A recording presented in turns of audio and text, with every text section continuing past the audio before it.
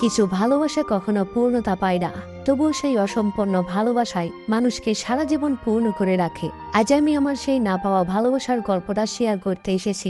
আমি শুভ্র ছন্দনাম। আমার বাসায় কুড়িগ্রাম জেলার উলিপুর উপজেলায়। আমাদের গল্পটা শুরু 15 জুন 2024 সালে।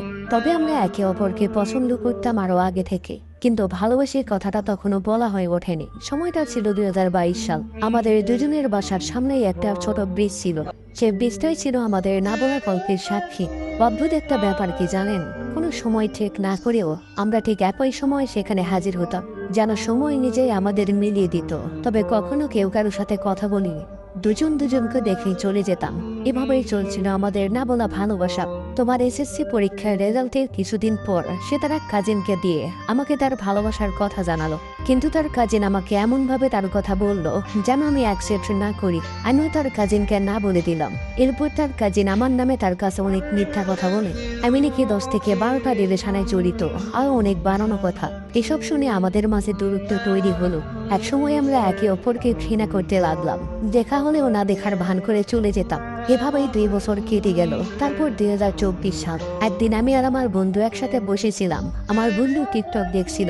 হঠাৎ সে তার আইডি দেখে বলল, এই দেখ, এটা কার আইডি? আমি দেখেই অবাক হয়ে গেলাম। আমি টিকটক চালাতাম না, তবু সেদিন আমার বন্ধুর কাছ থেকে একটা আইডি খুলে নিলাম। বাসায় এসে অন্যরকম একটা অনুভূতি নিয়ে দুপুর 12টায় ওকে মেসেজ দিল, কিন্তু রিপ্লাই এলো রাত 10টায়। তারপর আবারও কথা বলা শুরু হলো আমাদের। আবার 2022 সালের মতো সেই ভালো লাগা জেগে উঠলো। তো 15 জুন 2024 শনিবার থেকে আমরা নতুন একটা অধ্যায় শুরু করলাম। কিন্তু তার 1 মাস পর আমার এসএসসি পরীক্ষা ছিল। সে বলল, তোমার সামনে পরীক্ষা, আমরা এখন কথা বলবো না। এখন তুমি মন দিয়ে পড়াশোনা করো, বেশি ফোন চালিও না। আমি তার সব কথাই শুনতাম। তখন আমরা কথা বলা কমিয়ে দিলাম। পরীক্ষা শেষ হলো, অনেক ভালো রেজাল্ট করলাম। সেই রেজাল্টের পিছনে সবচেয়ে বড় প্রাপ্য ছিল তা। এরপর মাঝে মাঝেই কথা হতো। সে তার আম্মুর ফোন দিয়ে কথা বলতো, তাই সব সময় ফোন হাতে নিতে পারতো না। একদিন সে তার আম্মুর কাছে ধরা পড়ে যায়, আর আমাদের কথা বলা বন্ধ হয়ে যায়। তো হঠাৎ একদিন তার কাজিনের নাম্বার থেকে আমাকে ফোন দিয়ে কান্নাকাটি শুরু করলো। বলল, আমি তোমাকে ছাড়া থাকতে পারবো না। তোমার সাথে আমার কথা না হলে কি তুমি আমায় ভুলে যাবে? আমি শুধু ওকে এতটুকুই বলেছিলাম, দূরত্বে কি আসে যায়, ভালোবাসা তো অনুভবে জন্মায়। তুমি আমার আত্মার সাথে মিশে গেছো, তোমাকে বলা সম্ভব না। এরপর আমাদের ভালোবাসা আরো শক্ত হলো। প্রতিজ্ঞা করলাম, যত সমস্যা আসুক কেউ কাউকে ছেড়ে যাব না। তো তারপর 2025 সাল এলো। আমি কুড়িগ্রাম সরকারি কলেজে প্রাণীবিদ্যা বিভাগে ভর্তি হলাম। সেও নতুন ক্লাসে উঠলো।